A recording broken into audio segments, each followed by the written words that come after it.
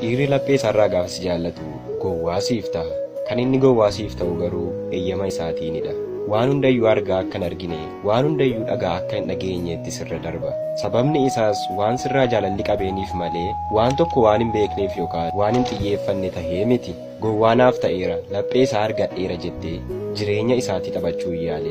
Sababni isaas waan ati irratti raawwattu waan gaariis ta'e waan gadhee sirriitti adda baasee beeka. Yeroo san deebii isaa gaafa dhageessu akka ati hin duune, akka ati hin jiraanne godhee laphee kee caccabsuu danda'a.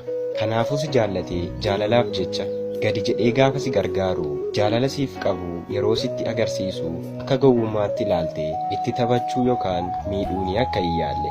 Kana irratti raawwachuu baay'ee balaa hamaadha. Hubadhu, dhiirri kan inni irra jiru tabbarra jettee asii ol tabbarra hin fiiksisiniin. Haaree yookaan garaan isaa citee jennaan gaafa gadi sitti deebi'ee tabbi sun garagalee